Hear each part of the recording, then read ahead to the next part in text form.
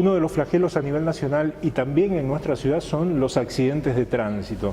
Poder conocer datos concretos y estadísticos respecto de los accidentes en San Francisco es una herramienta que nos permitiría tomar medidas concretas sobre estos temas, fundamentalmente desde los ámbitos políticos. Saber, por ejemplo, que en un espacio de tiempo de casi 2 años se accidentaron y entre los lesionados hubo casi 1000 jóvenes de entre 15 y 24 años. La magnitud de un colegio secundario completo de la ciudad de San Francisco, los chicos que se lesionaron en accidentes de tránsito en ese periodo. Hablamos con Ana María Ceruti, Ana Amé, estadística matemática, que hizo un estudio muy profundo respecto de lo que ha pasado en los últimos años en accidentes de tránsito. Lamentablemente, las cifras dan una tendencia a agravarse en situación de muertes y de traumatizados, en su mayoría graves, por los accidentes de tránsito en San Francisco. Los detalles en esta entrevista mano a mano con Ana Amé. Nos acompaña en la estadística matemática Ana María Ceruti, Ana Amé, como la conocemos todos, para hablar de un estudio muy interesante que tiene que ver con el tema de los accidentes de tránsito y las consecuencias que esto tiene en nuestra ciudad. Bueno, hay datos realmente reveladores, ¿no? ¿Qué nos puede decir sobre esto, Ana? Bueno, este es un estudio que se hizo el año pasado, pero está totalmente en vigencia. Este estudio habría que remozarlo recién dentro de 2 años, porque lo interesante es ver tendencia del fenómeno. ¿Qué puedo remarcar? Lo más interesante fue que me dieron datos, las 2 emergencias de la ciudad, que una maneja la zona norte, la otra maneja la zona sur. Además me dieron datos del hospital y de la policía. O sea que tuvimos un panorama bien completo del fenómeno. Bien. Creo que lo más relevante, el dato más relevante para mí fue que entre diciembre de 2016 y septiembre de 2017 se accidentaron 980 chicos entre 15 y 24 años. Para que tengamos idea del dato, es como que en ese periodo una escuela secundaria que más o menos tiene esa cantidad de alumnos, todos hubieran tenido un accidente. Es realmente impresionante puesto así en cifras, ¿no? ¿De qué los accidentes? Y 1/3 de los accidentes son en moto. La mayoría de los accidentes participa un auto y una moto. O moto entre sí o caída de moto. O sea, la gran mayoría de los accidentes son con las motos. Bien, llama la atención la cantidad de jóvenes, ¿no? Decías hasta 24 años. ¿Y qué porcentaje del total de los lesionados o accidentados representan esos jóvenes? Más de 1/3 de la población. Y el tema está en que una buena parte, tenemos que, una cosa que quiero recalcar, estos son los accidentes en los cuales participaron la emergencia. Claro. Todavía habría que agregarle todos aquellos en donde no se anotan en ninguna parte. Claro. Que también son accidentes. Estos son los registrados, por decirlo de alguna manera. Por ahí hay accidentes sin lesionados o con lesiones muy leves que los propios accidentados van por sus propios medios a hacerse atender y no están registrados. Exactamente. O ni siquiera se hacen atender.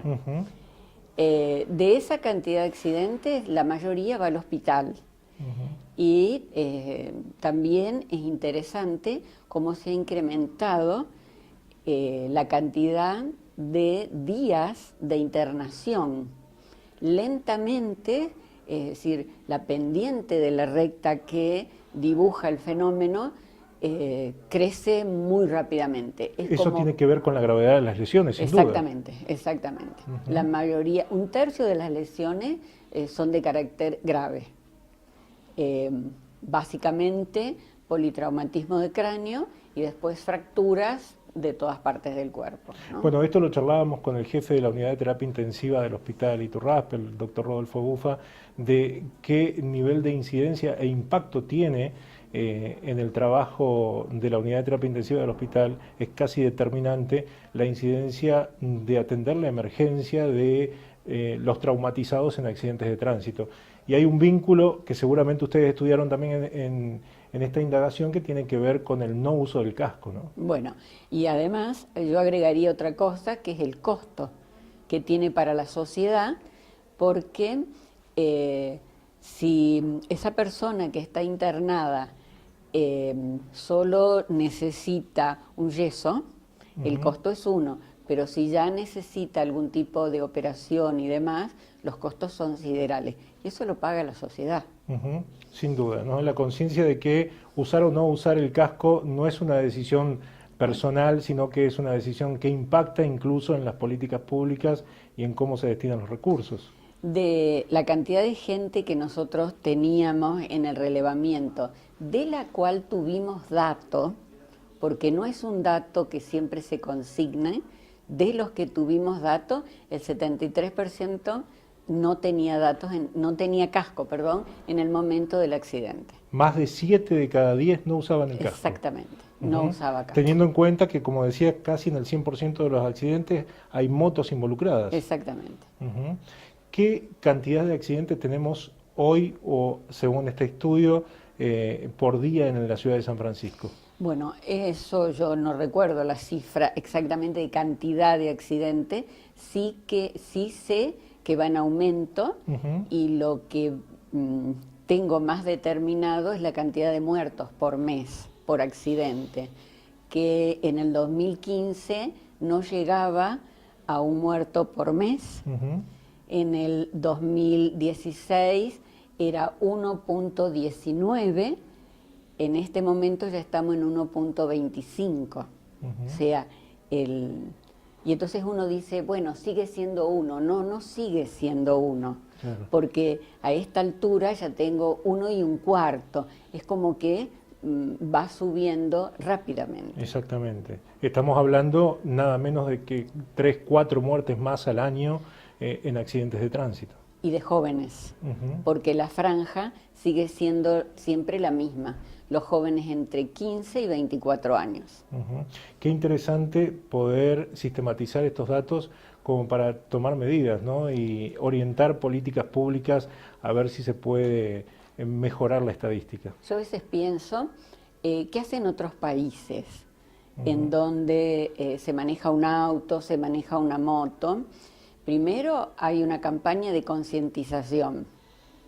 Luego, cuando la campaña terminó y estás en infracción, lo que hacen no es ponerte una multa, sino te hacen que te presente ante una autoridad y digas qué es lo que pasa que vos no podés acatar la norma establecida. ¿Hay algún problema?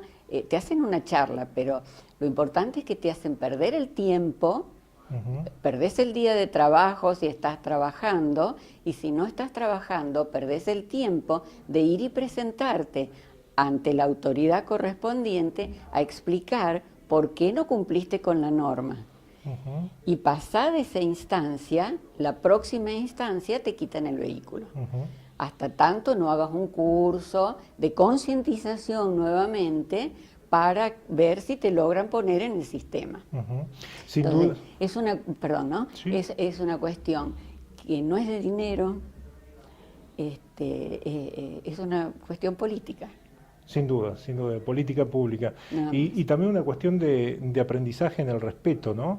El respeto hacia uno y hacia los otros también. Digo, imagino algo que empieza desde la formación familiar, si se quiere, desde nosotros los adultos hacia los niños, pero también qué importante el ámbito escolar, imagino, para trabajar estas cosas. Y totalmente de acuerdo, porque fíjate que los horarios en donde se tienen la mayor cantidad de accidentes, no hace falta hacer estadística, uno lo sabe, es entre las 12 y la 1, las 12 y la 1, las 8 y las 9 de la mañana, las 6 y las 7 de la tarde, son en esos horarios, que es la gran salida de la gente del trabajo, de los colegios, y entonces uno ve todavía hoy, y con mucha frecuencia, las motos en donde la mamá llevan 2 y 3 chicos.